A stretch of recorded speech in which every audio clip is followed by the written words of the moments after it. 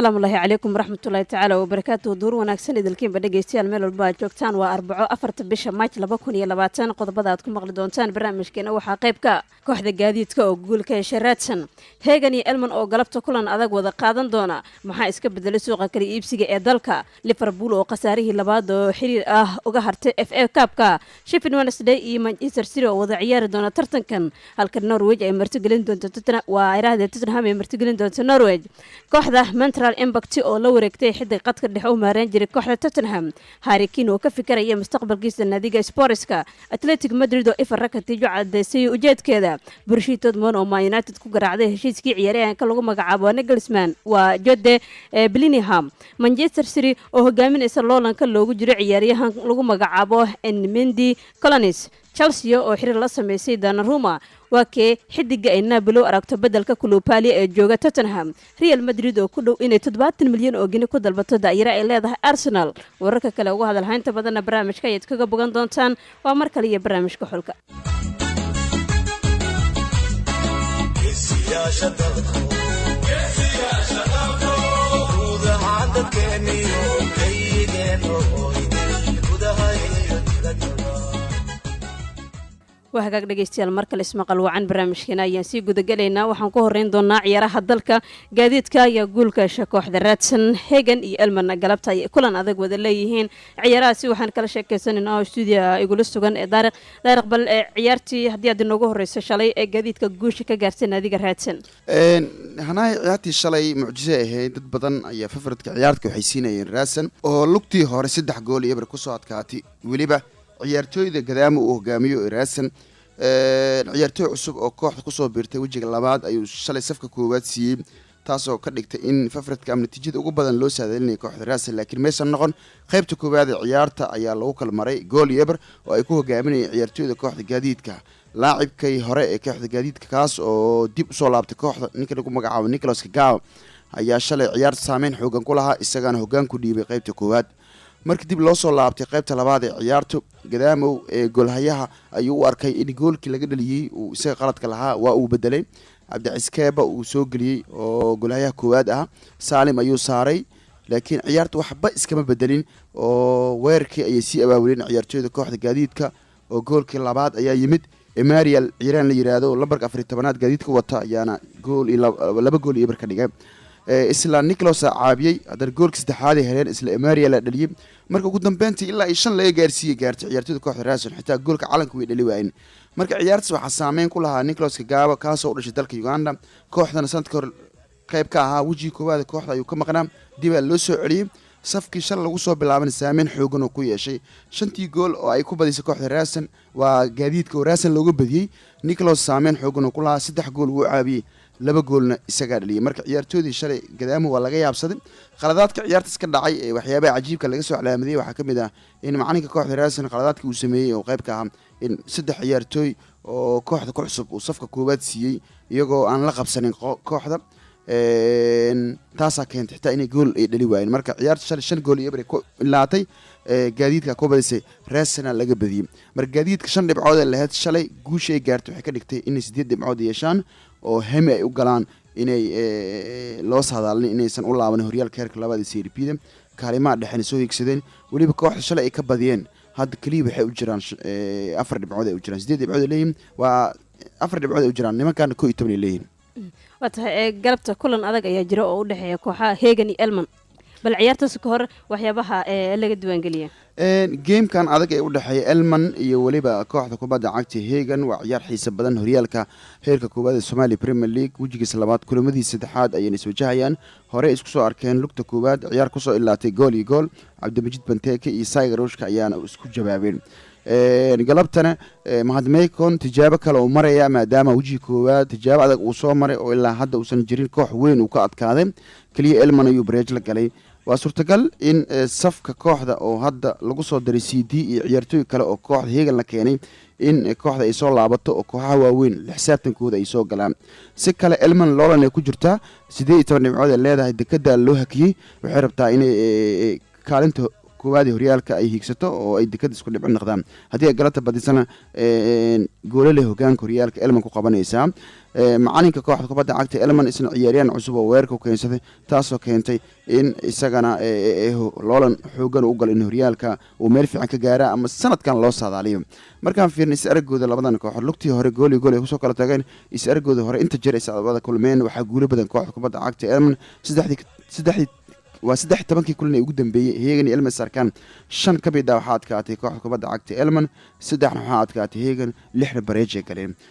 min sanad daawdul istaagno 18 labada lug ay sarkeen. lugta koowaad Hegan Afrial ku badisay, lugta labaadna 2-1 Hegan ku badisay. sanadkii 2019 waa sanadkii ugu dambeeyay. lugta koowaad 3 Elman ku badisay, lugta labaadna 2-1 Elman ku badisay. kii ugu dambeeyay oo 20 hal ay ku soo kala tageen. lugta labaad ay galabta sarkeen. marka labada kooxood ba awood ahaan marka la fiiriyo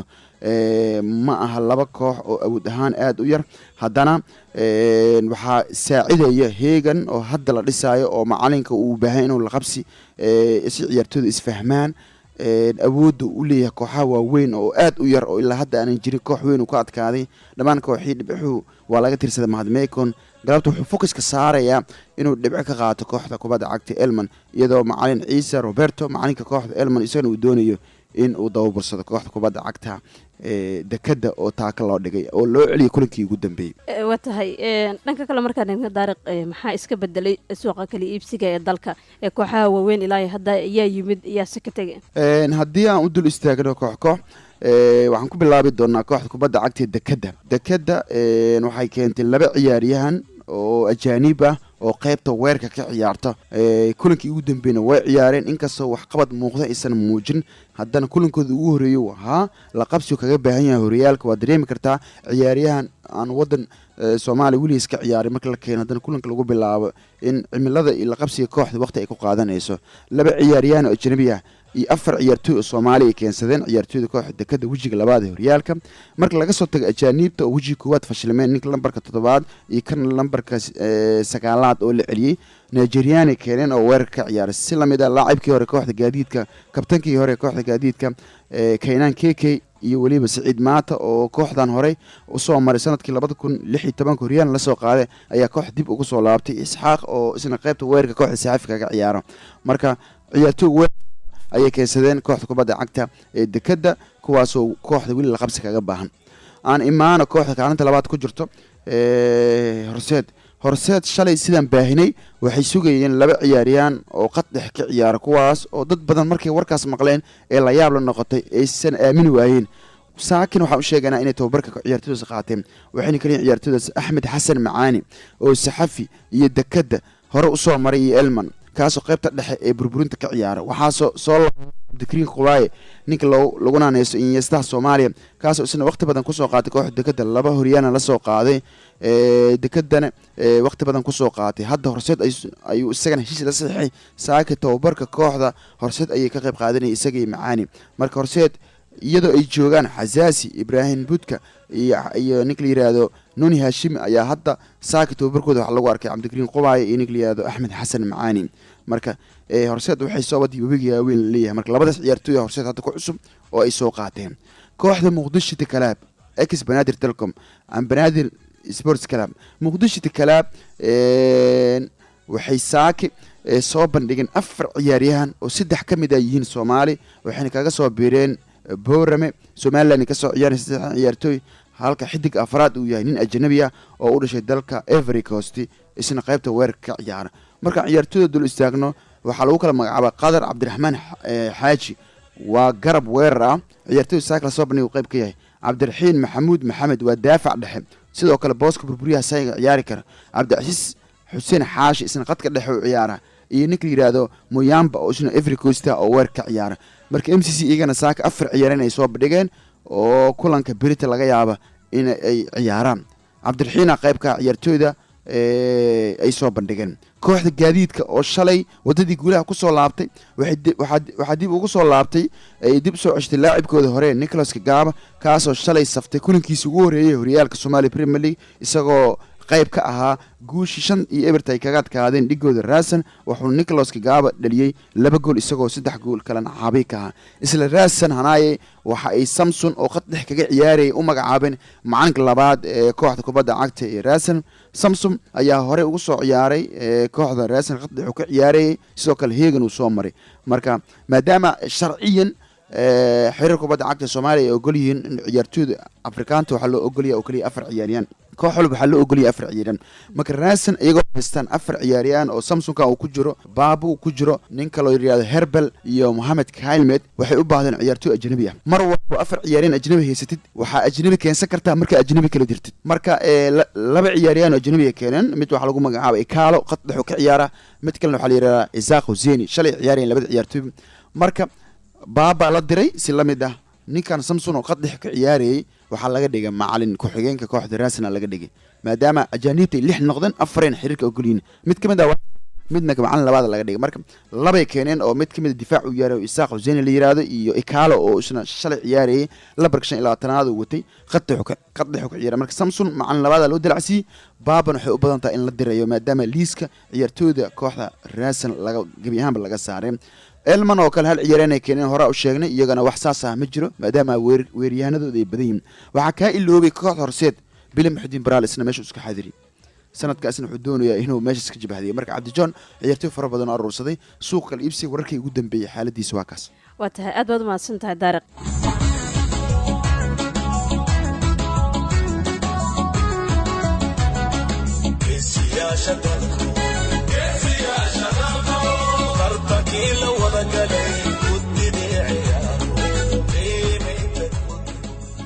watahay haddii aan eegno qodobada kale ee barnaamijka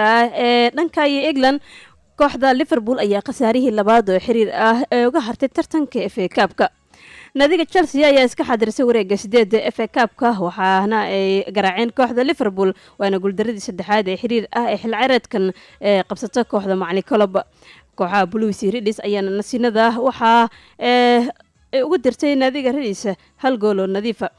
hase ahaatee daqiiqadii 17aad Chelsea waxay gaartay shabaqa kooxda Reds waxaana laad ku dhaliyay ciyaaryahanka lagu magacaabo William xilli goolkaasi uu ku yimid baas ay qaldeen nadiga Liverpool balse goolahayaha ayaa qayb ka sii ah qaladka ولحظ التسديدة وبعد ذلك تسديدة أخرى وتشيلسي يسجل الجول الأول ضاعت قبل قليل من ويليان لكن الثانية ما ضاعت سجل ويليان إذن الهدف الأول لمصلحة تشيلسي إثارة كل الإثارة تحدث أمامنا الآن kooxda macallin Lampard waxaa daqiiqadii 42 ee dhaawac looga saaray ciyaaryahanka lagu magacaabo Matteo Kovacic iyada oo bedelkiisa ciyaarta la keenay Mason Mount qaybta hore ayaana sidaas nasiinada lagu aaday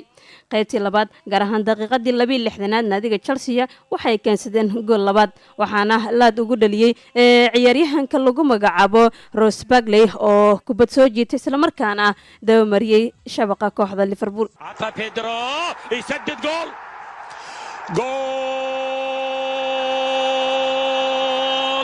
للبلوز الأزرق يسجل الهدف الثاني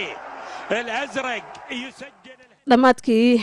Liverpool isku day ayay sameeyeen balse uma suuro galin in ay gaaraan shabaqa kooxda Chelsea waxayna ciyaarta ku soo dhamaatay labadaasi gool ee naadiga Blues iskaga xadiriyeen wareegga 8 FA Cup-ka dhanka kale kulamadii laga ciyaaray koobkan waqtiga dheer ah ciyaar isla gaaray naadiga Reading ayaa 2-1 ugu dambeyn looga adkaaday waxaana ku badisay kooxda Sheffield United halka West Bromwich Albion qasaaro 3-2 ah ay kala kulantay naadiga Newcastle United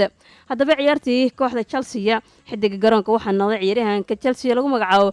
Gilmore naadiga Blues ayaana gaartay quarter finalaha FA Cup-ka afar kamid ah shantii xiga ee la soo dhaafay waxaana ay ku guuleysteen tartankan markii ugu dambeysay oo ay gaaraan marxaladan oo kale 2018 waxayna 1-0 markaa ay kaga badiyeen kooxda Manchester United finalka naadiga Chelsea ayaa ku guuleystay 7 kamid ah 11 kulan oo FA Cup ay la kulantay kooxda Liverpool ee labadii jeer ee ugu dambeysay waxa ay ahayd ama ay ku garaacaan 1997 iyo 2012 naadiga Liverpool ayaa laga cirib tiray 3 kamid ah shantii FA Cup ee wareegga shanaad ee ka ciyaaraan la soo dhaafay waxayna qasaartay marxaladan oo kale markii ugu horeysay tan ee bishii February ee 2014 markaas ay qasaaro 2-1 ah kala kulantay naadiga Arsenal liverpool 3 jeer oo xiriir ah ayay kulamo banaanka khasaare kala soo kulantay dhammaan tartamada markii ugu horeysay ayay tahay 10 November 2014 tan iyo FA Cup-aha markii ugu horeysay uu ka soo muuqday bishii January ee 2014 laacibka William ayaa ku lug yeeshay 16 gool kooxda Chelsea isagoo oo 11 dhaliyay 5 caawiye ka ahaa ugu yaraan waxa uu 5 ka badan yahay laacibiinta kale ee naadiga ee laayay waqtigaasi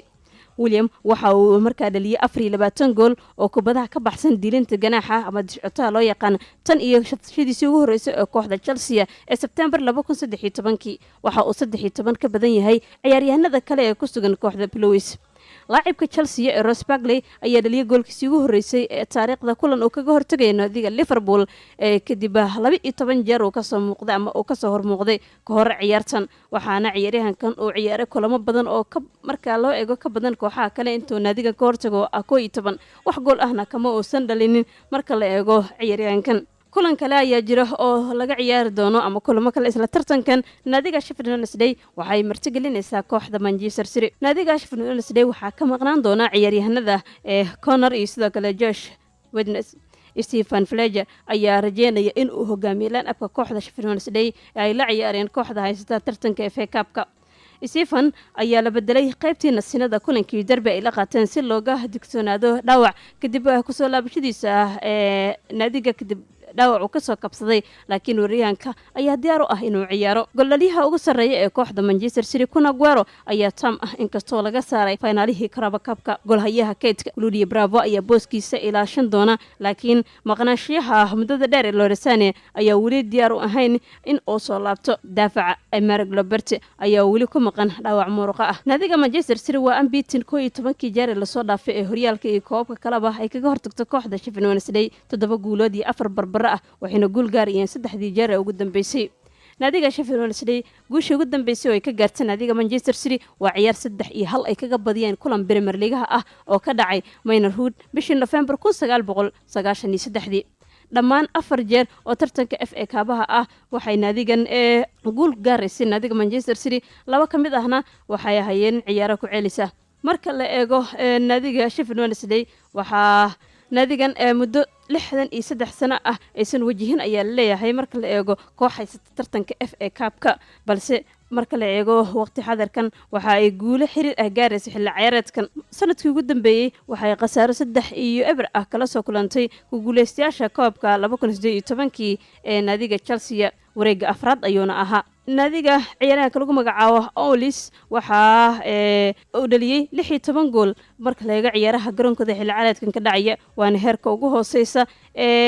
naadigan ay ka gaarto championship-ka halka sidoo kale markii ugu dambeysay oo tartanka FA Cup-ka ay ka gaaraan quarter final-ka kooxda Olis waxa ay ahayd 1997 markaas oo ay khasaaro 5 jeer oo xiriir ah kala soo kulmeen wareega shanaad naadiga Manchester City marnaba khasaare kalma aysan kulmin kooxaha championship-ka ka ciyaara inta uu maamulayo Pep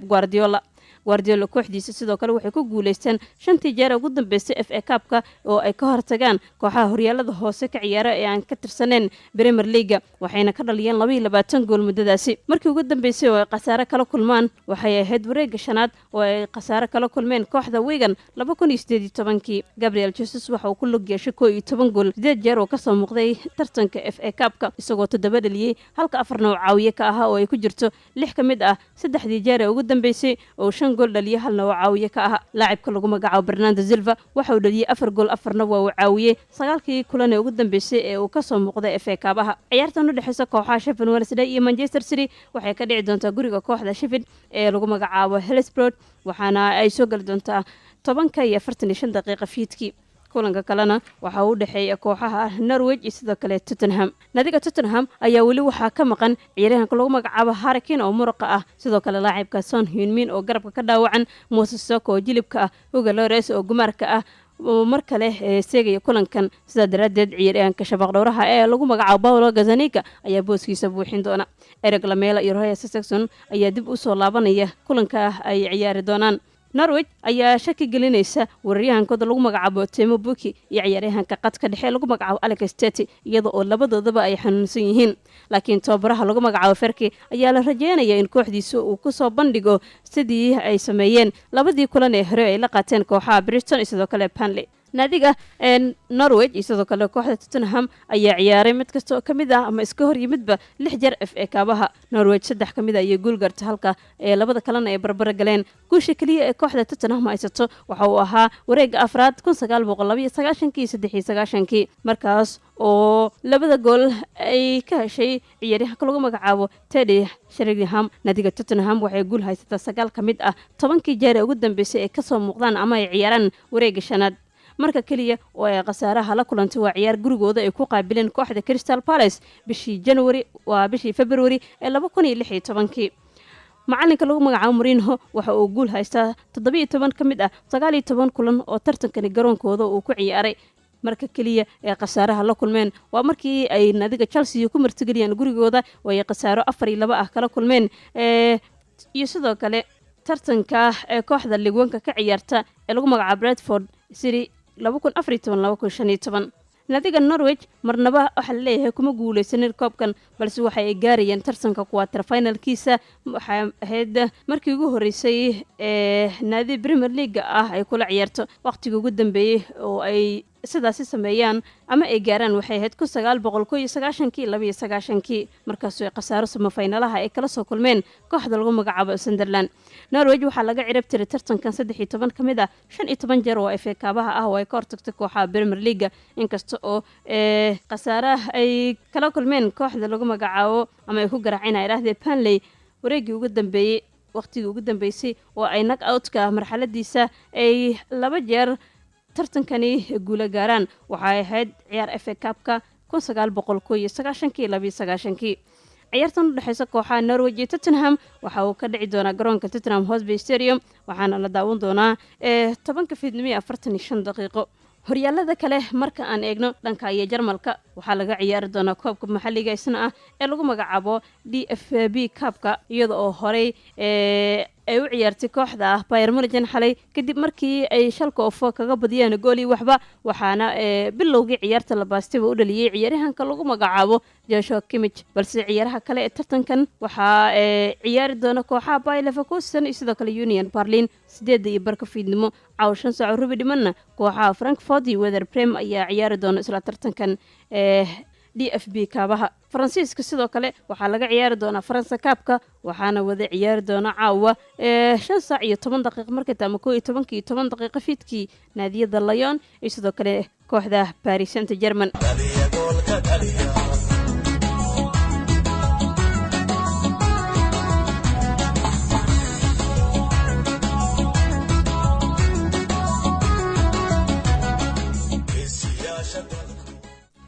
waxaa dhegeystayaal isku soo noqdo wacan barnaamijkeena ayaan si aan baqadeena qodobada inoo harsan kooxda Montreal Impact ayaa la wareegtay xidig qadka dhexe oo u maareyn jiray kooxda Tottenham. naadiga Montreal Impact ayaa la saxiixatay laacibka qadka dhexe ee reer Kenya ee Victor Wanyama oo kaga yimid kooxda Tottenham waliba si xor ah. Wanyama oo 28 sano jir ayaa kaliya 4 kulan naga soo muuqday ololahan kooxda Sports balse kaliya wuxuu ku soo bilowday hal kulan waana tartanka ee Carabao Cup ee khasaaraha kala kulmeen kooxda Manchester United. waxaan u rajaynaynaa Victor mustaqbal wanaagsan ayay kooxda Premier League ku qortay bogeeda. naadiga Canadianka ayaa ku dhameysatay booska 9aad ee koobka Eastern Conference 2019 balse Wanyama ayaa u ahaa ciyaaryahan farow ah kooxda Sportska kadib markii uu uga soo dhaqaaqay naadiga Southampton bishii June ee 2016 waxaana uu u saftay 47 kulan oo dhammaan tartamada ah. macallin Jose Mourinho kooxdiisa markii ay ku ileysatay booska labaad ee Premier League iyaga oo ka dambeeyay xilli ciyaareedkaas naadiga Chelsea balse dhaawac ka soo gaaray jilibka ayaa yareysay bilaabashadiisa. ciyaaryahankan ayaana dhaawacyo badan ay ka soo gaareen jilibka oo lalihii 2019 waxaana tahay keentay in kaliya uu qayb ka ahaado 24 kulan ama uu ku soo bilowdaba marka la eego kooxda Sports. naadiga Sportska ayaana aqbashay lacag 13.6 milyan oo pound ah oo ay ku helayaan ciyaaryahanka oo ma ay kala yimaadeenba Wanyama bishii Agoosto. ciyaaryahanka Wanyama ayaana saxiixay heshiis 3 sanadood ah oo la galay kooxda reer Canada. markii aan la hadalnay Theory waxa uu inoo sheegay yiri in uu u baahan yahay ciyaaryahanka ama uu doonayo inuu ku biiro kooxda Montreal balse ma aanan haysanin ka fikir badan wax ka badan 2 jeer ayaana lagu yiri qoraalka. dhanka kalena laacibka lagu magacaabo Harry Kane ayaa ka fikiraya mustaqbalkiisa kooxda Tottenham Hotspur. Harry Kane ayaa ka arinsanaya mustaqbalkiisa kooxda Tottenham Hotspur dhamaadka ololahan. laacibka kabtanku ah qaranka England ayaa 181 gool u dhaliyay 278 kulan oo uu ciyaaray kooxda Spurs ay ku jiraan 17 ka mid ah 25 kulan oo ololahan matalay ee soconaya ka hor inta uusan soo gaarin dhaawac muruqa ah bishii January. 26 sano jirkan ayaa qandaraaska uu kula jiro kooxda Real waxa uu ku egyahay dhamaadka ololaha 2023-2024 balse sida laga soo xigay wargeyska Telegraph waryahanka ayaa waxa go'aansan doona ka tagitaanka kooxda ka dhisan Tottenham Hotspur Stadium inta lagu guda jiro suuq furanka. warbixinta ayaa sheegaysa kooxda Spurs inay wajihi doonto loolan ah in ay ku qanciso laacibka Harry Kane in uusan meelna uga dhaqaaqin isla markaana uu qayb ka sii ahaado xirfadiisa inta ka dhiman naadiga. balse in uusan ku guuleysanin wax koob ah ayaa ka dhigaysa ama suuragal ka dhigaysa in ciyaaryahankan uu dhaqaaqo kooxo kale. mustaqbalka marka la eego ciyaaryahankan ayaana mugdi gelinaya ayaa leeyahay kadib ku guuleysiga la'aanta dhanka iyo koobabka. Harry Kane ayaa la filayaa inuu ka soo laabto dhaawaciisa muruqa ah bisha Abriil inkastoo uu dhowdahay ciyaaryahankan in uu ka maqnaan karayo qaranka England ee Euro 2020. nadiga Atletico Madrid-na waxa ay ciyaaryahanka Ivan Rakitic u cadeysay ujeedkeeda. nadiga Atletico Madrid ayaa lagu soo waramayaa inay go'aansadeen inay heshiis la gaarto ciyaaryahanka qadka dhexe ee Barcelona Ivan Rakitic inta lagu guda jiro suuqa kala iibsiga xagaagan. kooxdan sare jirkan ayaa si aad ah loola xiriirinayay ka bixitaanka garoonka Camp Nou bishii January balse waxa uu baaqi ku sii ahaada kooxda horyaalka Isbaanishka ugu yaraan inta ka dhiman xilli ciyaareedkan. Rakitic 30 kulan ayuu ka soo muuqday markii laga xilli ciyaareedkan naadigiisa balse kaliya waxa uu ku soo bilowday 9 kulan oo la liigaha ah. laacibka qaranka Croatianka mustaqbalkiisa kooxda reer Catalonia ayaa haatan shaki la gelinaya sida laga soo xiganay wargeyska Marcana. Atletico ayaa waxa ay doonaysaa ciyaaryahankan ilaa iyo finaalihii tartankii World Cup-ka 2018 oo ay hoggaanka u hayaan xiisihiisa ama kooxaha bartaameed saraya balse kooxda Diego Simeone ayaa horeba waxay ugu wargelisay laacibka Rakitic inay xiiso hayaan ciyaaryahankan. kooxda ka dhisan caasimadda ayaana doonaysa in ugu dambeyn ay soo gabagabeeyaan ololahan saxiixiisa. Rakitic ayaa arki doona qandaraaskiisa kooxda macallin City oo dhacaya ololaha 2021. Borussia Dortmund waxa ay Manchester United ku garaacday heshiiskii ciyaaryahanka lagu magacaabo Jude. Borussia Dortmund ayaa ku garaacday kooxda Manchester United saxiixa laacibka Birmingham City qadka dhexe u maareeyay ee lagu magacaabo Jude Bellingham. nadiga United-ka ayaa si aad ah loola xiriirinayay 16 sano jirkan bishii January balse waxay awoodi waayeen inay heshiis la meel dhigaan kooxdiisa Championship-ka ka ciyaarta. nadiga United-ka ayaa sii waday ama sii abuuraysa xiisaha u qabto ciyaaryahanka matala qaranka England xidigaha da'dooda ka hooseysa 17 sano jirada kaasoo 4 gool dhaliyay 30 kulan oo kooxda Championship-ka uga ciyaaray ololahan. asaate wargeyska Bill ayaa warinayay Borussia Dortmund inay ka guuleysatay saxiixiisa qadkan dhexe. nadiga Bundesliga ayaana haatan waxa ay bixinaysaa Birmingham lacagta ku doonayso ah 35 milyan oo euro oo dhiganta 30.6 milyan oo pound oo qandaraaskiisa. kooxaha Liverpool iyo Chelsea ayaa ahaa kooxaha kale oo doonaya ciyaaryahankan da'yaraha ah kaasoo arki doona qandaraaskiisa garoonka ST Andrew oo dhacaya dhamaadka ololaha 2020-2021. Borussia Dortmund ayaana si caan ah oo la saxiixato ciyaaryahanada da'yarka ah maadaama ay hore u qaateen laacibka qaranka England ee lagu magacaabo Jadon Sancho oo ay ka kasadeen nadiga Manchester City 2017. dhanka kalena nadiga Manchester City waxay hogaaminaysaa loolanka loogu jiro ciyaaryahanka lagu magacaabo Nemendi Colonis. Manchester City ayaa haatan dalab u gudbinaysa kooxda Borussia Dortmund daafacooda ee Colonis. 16 sano jirkan ayaa soo galay xidigaha da'yarta ah ee kooxda Borussia Dortmund ee tan iyo 2016 iyadoo ciyaaryahankan 20 kulan uu matalay xidigaha da'dooda ka hooseysa 17 sano jirada ee Bundesliga ka dhisan xilli ciyaareedkan. asaate wargeyska Bill ayaa warinayay nadiga City lagu naanayso inay horeba dalab uga gudbisay laacibkan Germany waliba lacag dhan 1.7 milyan oo pound oo dhiganta 2 milyan oo euro ay ku doonayeen balse daayirahan adeegiisa waxa laga soo diiday ayaa leeyahay dalabkaasi. ciyaaryahankan ayaana matalay xidigaha da'dooda ka hooseyso 15 sano jirada iyo 16 sano jirada ee qaranka Jarmalka. nadiga Manchester City ayaa haatan waxa ay la dhibtoonaysaa dhibcaha badan ee looga hayo hoggaanka ee 22 dhibcood waxaana ay haatan qaabilayaan marka la eego kooxda Sheffield Wednesday wareega shanaad ee tartanka FA Cup-ka caawa. dhanka kalena kooxda Chelsea waxay xiriir la sameysay ciyaaryahanka lagu magacaabo Donnarumma. Nadiga Blues ayaa xiriir la sameysay wakiilka Mino Raiola oo ku aadan suurtagalnimada shabaq dhowraha kooxda AC Milan ay ku doonayaan ee Donnarumma. ilaaliyaha shabaqa ee kooxda Stamford Bridge ka dhisan ayaa haatan uu mugdi hareynaya xilli ciyaareedkan iyadoo Kepa Arrizabalaga uu ku soo laabtay line-upka kooxda ee macallin Frank Lampard ciyaartii 2-0 ee guusha ka gaareen Chelsea naadiga Liverpool tartanka FA Cup-ka habeenkii Talaadada. Donnarumma 10 jeer ayuu shabaqiisa ilaashaday 24 jeer oo ka soo muuqday xilli ciyaareedkan Serie A ama matalaba naadigiisa ee AC Milan ee joogta booska toddobaad ee kala sareynta. Haddaba waa kee xidiga ay Napoli aragto beddelka ciyaaryahanka lagu magacaabo Koulibaly ee jooga kooxda Tottenham. Naadiga Napoli ayaa u aragtay Tottenham daaficeeda Jan Vertonghen mid u bedeli karaya laacibkooda suuqa aadka looga doonayo Koulibaly iyadoo ciyaaryahanka Vertonghen ay haatan ay ka dalban doonaan kooxda Jose Mourinho ee maamulo waxaana ay u arkaan in uu bedeli karo booska u banaan doono ciyaaryahankooda Koulibaly oo aad suuqa looga doonayo. Real Madridna waxa ay ku doonaysaa 70 milyan oo gani ciyaaryahan da'yar oo Arsenal ah waxaana ay haatan ku doonayaan laacibka Brazilianka ee lagu magacaabo Gabriel Martinelli ee 18 sano jirka ah kaas oo 10 gool dhaliyay 26 caawiyay waa 26 kulan oo ka soo muuqday ee kooxda afarna uu caawiyay. Barnaamijkeena xulka ayaan doornimadan inta ku gabagabeynaya tan iyo kulantan dambe nabadgelyo.